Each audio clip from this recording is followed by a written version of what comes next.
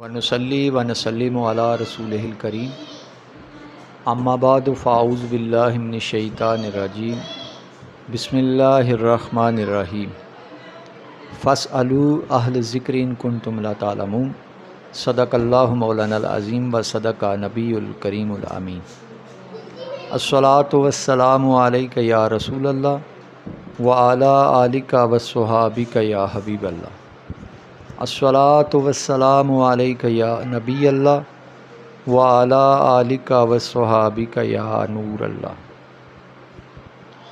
حضرت علی بن عثمان حجویری المعروف داتا گنج بخش رحمۃ اللہ تعالی علیہ اپنی شعراء آفاق کتاب کشف المحجوب کے اندر آپ نے حضرت عبداللہ بن مبارک رضی اللہ تعالیٰ عنہ جو اپنے وقت کے عظیم محدث، عظیم صوفی اور اہل علم طبقہ میں آپ کا شمار ہوتا ہے، آپ نے ان کی توبہ کا واقعہ نقل کیا ہے کہ جوانی ان کی عام جوانوں کی طرح تھی اور وہ بھی جوانی میں عشق مجازی میں مبتلا ہو گئے۔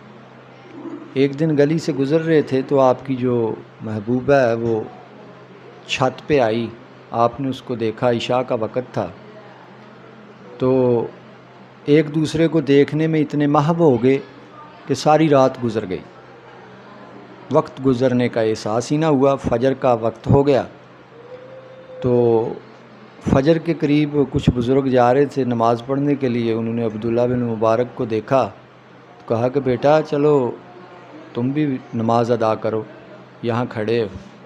کہنے لگے بابا جی کون سی نماز؟ تو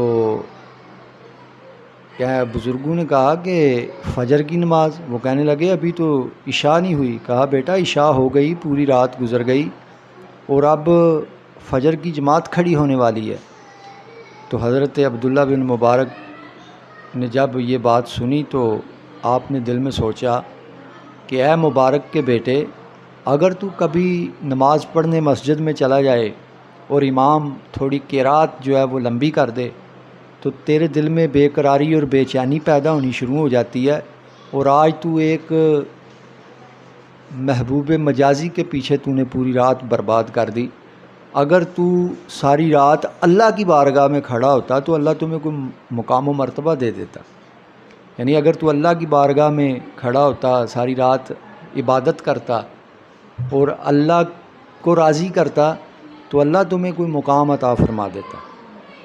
کہتے ہیں بس یہ بات ان کے دل پہ اثر کر گئی، انہوں نے سچی توبہ کی، پھر علم دین کے حصول کے لیے مجاہدہ کیا اور آپ کا مقام علمی جو ہے وہ آپ چوٹی کے محدثین میں پھر آپ کا شمار ہوا۔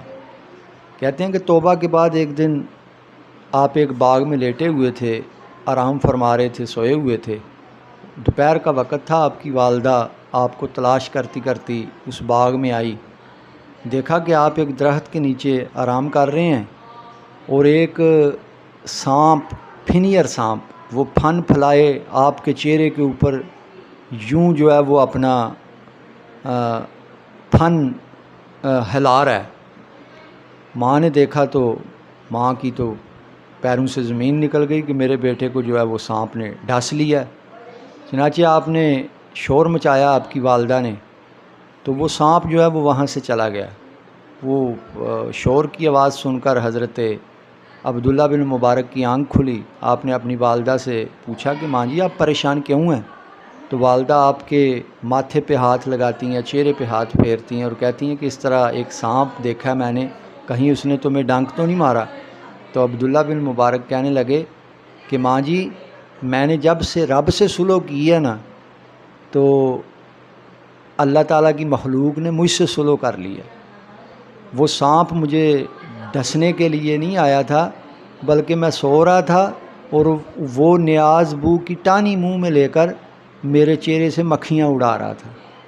آپ اندازہ فرمائیں پھر یہ مقام آپ کو حاصل ہوا کہ ایک زہریلا موذی سانپ جو ہے وہ آپ کے چہرے سے، آپ سو رہے ہیں اور وہ مکھیاں اڑا رہا ہے۔ تو جب کوئی بندہ سچی توبہ کرتا ہے، ولایت کی جو پہلی سیڑھی ہے وہ توبہ ہی ہے، اور جب کوئی بندہ اللہ سے سلو کر لیتا ہے اور اپنے معاملات کو اللہ اور اللہ کے رسول صلی اللہ علیہ وسلم کے جو ہے وہ تابع کر دیتا ہے تو پھر اللہ اس کو مقام ولایت عطا فرماتا ہے اور پھر اللہ تعالیٰ اس کو صاحب کرامات بنا دیتا ہے۔ تو سچی توبہ جو ہے، سچی توبہ انسان کو اللہ کا قرب عطا فرماتی ہے، اور توبہ سے ہی بندے کے اگلے مقامات کھلتے ہیں۔ اللہ تعالیٰ اس پرفتن دور کے اندر ہمیں ہر قسم کی بدعقیدگی سے، بد عملی سے توبہ کرنے کی توفیق عطا فرمائے، اور ہمیں صحیح معنوں کے اندر اپنے دین کی سمجھ بوجھ عطا فرمائے، اور اللہ تعالیٰ اسلام کی محبت اور دین کی سمجھ بوجھ ہماری نسلوں میں بھی رکھے۔ میں تمام ناظرین سے یہی گزارش کروں گا کہ آپ اپنے معاملات موافق شریعت بنائیں، اپنے بچوں کو دین سکھائیں، ان کو دیندار بنائیں، اور اپنا جو ماحول ہے اس کو اسلامی بنا دیں۔